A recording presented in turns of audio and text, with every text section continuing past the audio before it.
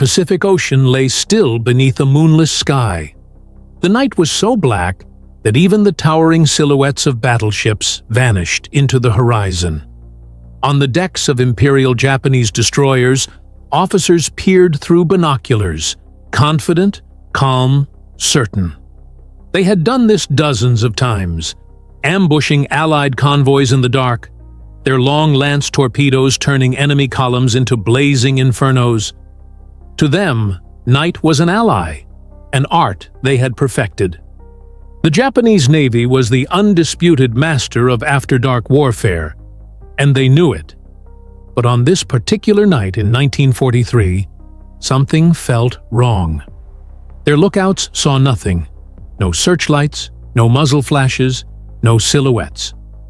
Only silence. Yet deep in that darkness, an invisible enemy already watched them. Inside the cramped, humming combat information centers of U.S. destroyers, radar screens glowed faintly green. Tiny dots appeared and moved. Targets, bearing 240, range 15,000 yards. American officers whispered orders, unseen and unheard. For the first time in history, one navy could see without sight. The Japanese admirals had laughed at the concept months earlier. Radar, they said, was a clumsy gimmick, too fragile for the sea, too primitive for precision. The Empire's faith was in human eyes, in night optics, in discipline and instinct. Machines could never replace that. But tonight, in the waters north of Guadalcanal, they were about to learn that the world had changed. U.S. destroyers moved like ghosts, coordinated, calm, efficient. Bearings were called, torpedo spreads prepared, and firing solutions fed directly from those eerie radar echoes. The radar operators, young men barely 20, spoke into their headsets as if they held the future in their hands. At the edge of that glowing screen, a Japanese cruiser advanced, unaware it had already been marked for destruction.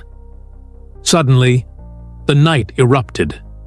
American guns thundered without warning, their shells landing with unerring precision. Explosions tore through the Japanese formation before they even knew where the enemy was. Searchlights swung frantically across the waves, but by then it was too late. Ships were already burning, crews screaming orders lost in chaos. The same darkness that once protected them now betrayed them completely. From the bridge of a U.S. destroyer, the captain whispered one chilling line into the headset. "We see them, they can't see us." That night, in the black waters of the Solomon Islands, the legend of Japanese night supremacy died, and a new age of warfare was born. The ocean had a new predator, one that could see through the void. The hunters had become the hunted. The Japanese admirals would soon realize what they dismissed as a toy had just rewritten the rules of naval warfare. And as more of their ships disappeared into the darkness, one truth echoed across the Pacific. Radar had turned the tide of the night. The Japanese Imperial Navy had ruled the night since the early days of the Pacific War. Their destroyers, sleek and deadly, moved silently across black seas with unmatched precision. Their long lance torpedoes were the finest in the world, capable of killing from beyond the range of any American gun.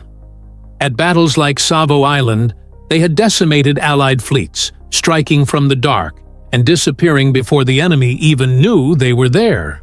To the Japanese admirals, night was not chaos. It was order. It was their domain. But by 1943, that confidence began to rot from within. America's scientists, engineers, and sailors had done something extraordinary. They had turned electricity into sight. The SG radar, a compact and deadly accurate machine, could detect enemy ships miles away, not by light, but by reflection. It painted invisible dots on a glowing circular screen, showing range, speed, speed and bearing. For the first time in naval history, a fleet could fight without ever seeing the enemy. What the Japanese dismissed as Western trickery became the Allies' greatest advantage. On ships like the USS Fletcher and USS Helena, young radar operators trained for endless hours, learning to interpret every flicker, every echo, until they could identify the type of vessel just by how it moved across the screen. They became the unseen eyes of the fleet, men who could read the ocean like a book written in static. And yet, the Japanese High Command refused to believe. They trusted experience over innovation, instincts over instruments. To them, radar was unreliable, a scientific curiosity, not a weapon. Even as reports of American accuracy at night grew impossible to ignore, Tokyo's admirals clung to the illusion of superiority. They believed their night optics, discipline, and courage would overcome any new device. But radar was not just a tool. It was a revolution. It wasn't merely about detecting ships. It was about coordinating destruction. American radar allowed task forces to move as a single mind. Destroyers, cruisers, and battleships striking in perfect synchronization, guided by the invisible rhythm of electromagnetic pulses. While the Japanese searched the darkness with binoculars, the Americans tracked them in total silence. This shift was devastatingly clear during the Battle of Cape St. George. 5 U.S. destroyers, guided entirely by radar, intercepted 5 Japanese destroyers ferrying troops to Buka. The Americans struck first, their torpedoes hitting targets they could not even see. 3 Japanese ships were sunk before they fired a single accurate shot. When survivors were later rescued, their reports were filled with disbelief. They swore that the Americans must have had spies aboard their ships. Because no one, they insisted, could possibly see in the dark. But the Americans didn't need spies. They had radar. They had technology born from desperation and refined by necessity. And most importantly, they had learned how to fight a new kind of war, one the Japanese couldn't even comprehend. By late 1944, the tables had completely turned. The once feared Japanese night attacks had become death traps. Every time they ventured out under cover of darkness, they found themselves ambushed, surrounded, annihilated by an enemy they never saw coming. The Imperial Navy's greatest strength had become its greatest weakness. The night no longer belonged to Japan. It belonged to the machines, and to the men who learned how to trust them. By 1944, the Pacific Ocean had turned from a Japanese stronghold into an American hunting ground. The Imperial Navy that once roamed free across the waves now faced an enemy that could see them before they saw themselves. The Americans had turned technology into a weapon more lethal than any gun or torpedo. Radar had become their 6th sense.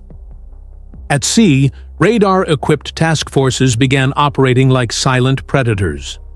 On radar scopes, Japanese convoys appeared as glowing dots, faint but unmistakable.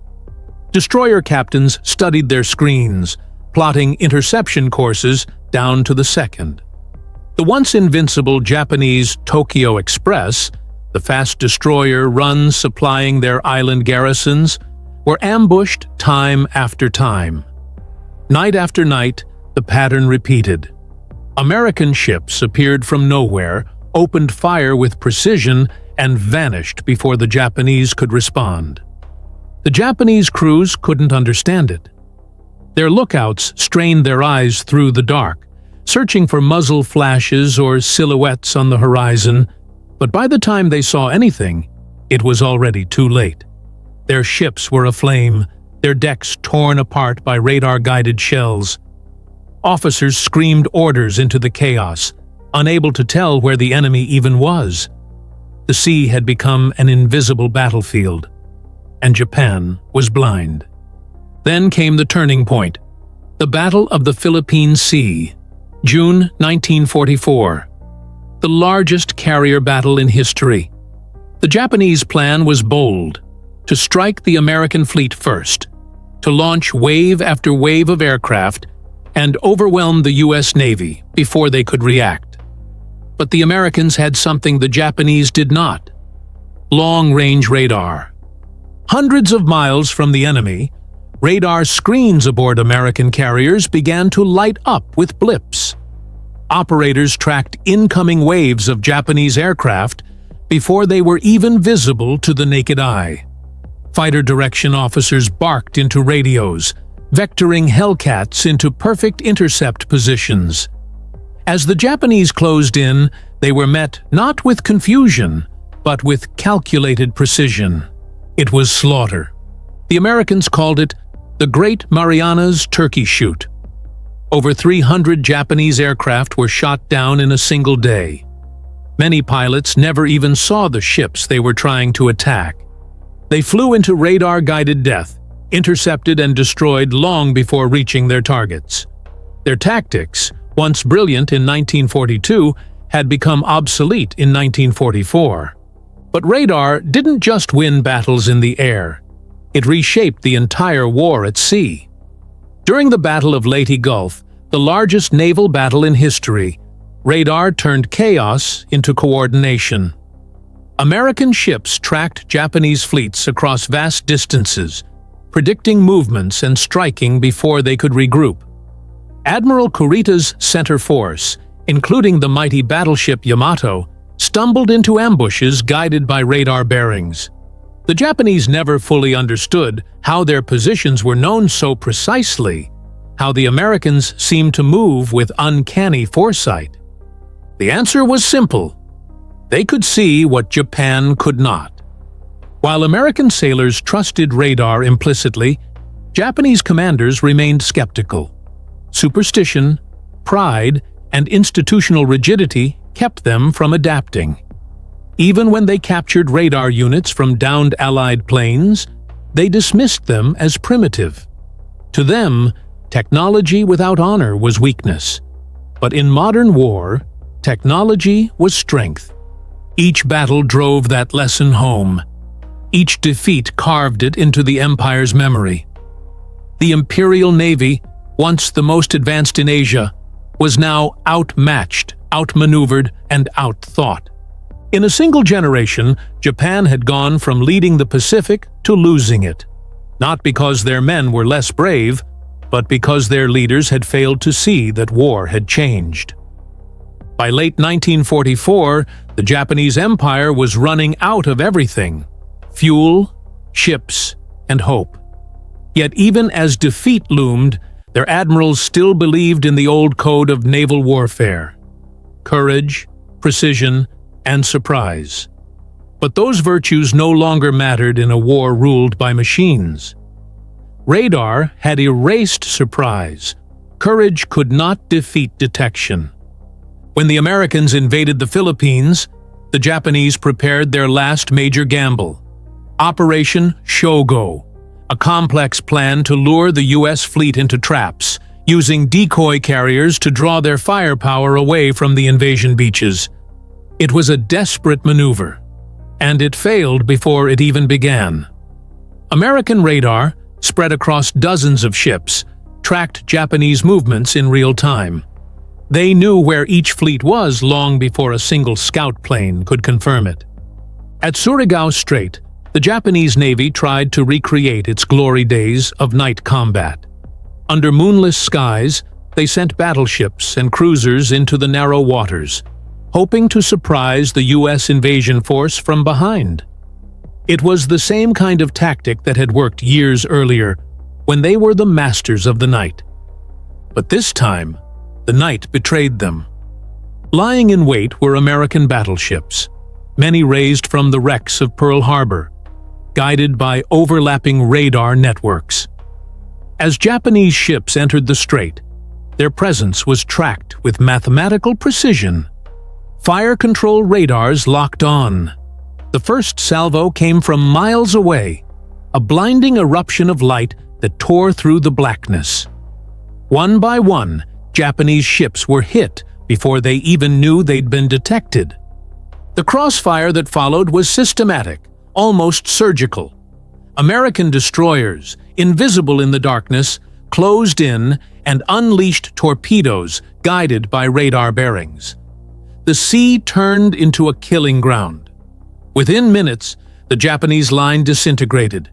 Ships burning, keels breaking, sailors screaming as oil fires lit up the water. What was once a stealth attack became a massacre. Admiral Nishimura's flagship, Yamashiro, was hit repeatedly until it rolled and sank, taking hundreds of men with it. The few survivors described the experience as fighting ghosts, unseen enemies who struck from the dark, vanished, and struck again. They never saw their attackers. They only saw the shells. The psychological impact was devastating. The Japanese Navy had always prided itself on discipline under chaos, but this was something new. Blindness. Crews began to panic. Officers froze at their posts, unable to make sense of a battlefield that no longer obeyed human logic. Even in smaller engagements, the pattern repeated. The Americans could pick out individual ships on radar and destroy them with pinpoint accuracy.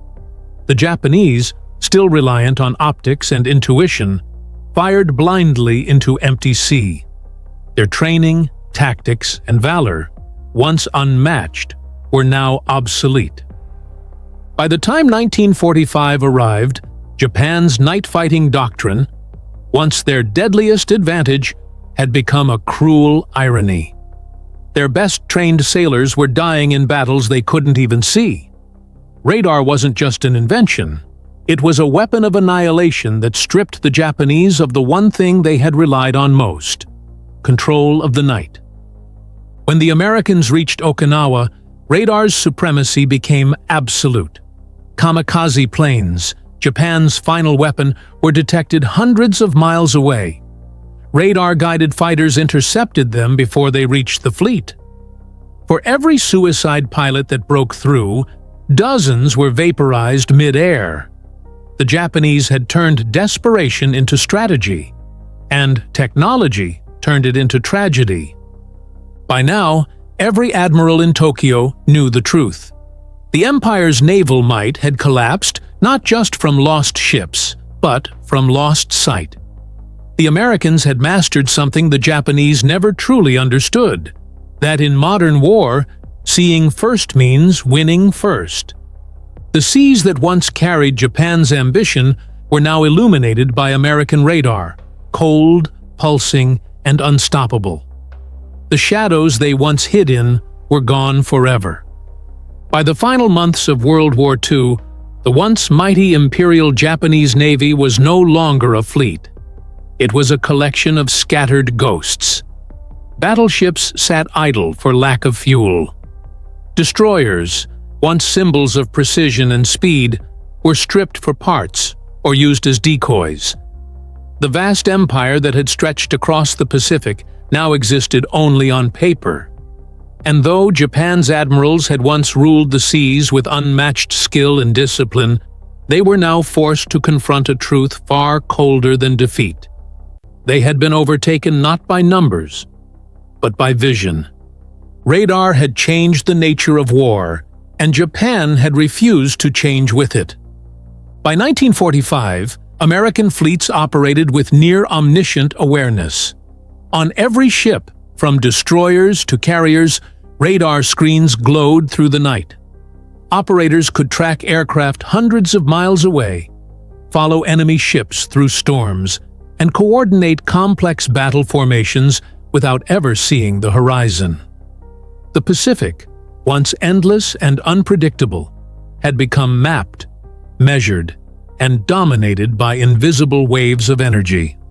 The Japanese, meanwhile, had fallen into technological darkness.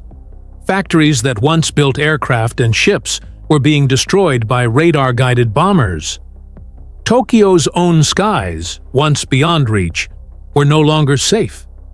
American B-29s, directed by precision radar navigation, bombed cities at night with accuracy that defied belief. The Japanese military command tried to respond, but every countermeasure came too late. Their scientists understood radar's potential, but by the time they tried to replicate it, the war had already left them behind. The fall of the Imperial Navy was sealed with the loss of the Yamato. The largest battleship ever built, a floating fortress of steel and pride, was sent on a one-way mission to Okinawa. It was supposed to strike terror into the Americans, to remind the world that Japan still had strength. But U.S. forces detected the Yamato long before she came within range. Dozens of radar-equipped aircraft swarmed over her, unseen by the ship's lookouts, until it was far too late. Within 2 hours, the pride of Japan was a burning wreck, capsizing under the weight of her own futility. That moment wasn't just the destruction of a battleship. It was the death of an idea, that courage and tradition could overcome innovation. When the surrender finally came, many Japanese officers were stunned by the scale of what radar had accomplished. Their surviving sailors described it as fighting an enemy who could see the future. What they didn't understand was that the Americans hadn't just seen the future. They had built it. Radar represented a turning point in warfare. It was the bridge between the mechanical wars of the past and the electronic wars of the future. It wasn't about who had the most ships or guns. It was about who could see first. And from that moment forward, every modern military would know. Victory belongs to those who master information, not just firepower. For Japan, radar was a lesson written in fire across the Pacific. For the rest of the world, it was a warning that technological blindness can destroy even the proudest of empires. As the smoke cleared over Tokyo Bay, and the Japanese delegation signed the surrender aboard the USS Missouri, the skies above were filled with the same invisible waves that had shaped the outcome of the war. The Americans had used science not just to win battles, but to redefine them. In the end, the empire of the rising sun didn't fall because it lacked bravery. It fell because it couldn't see. Not the enemy, not the technology, not the future. If this story of unseen warfare and hard-learned lessons moved you, make sure to like, share, and subscribe to WWII Heroes Legends, where the true stories of courage, innovation, and survival come to life.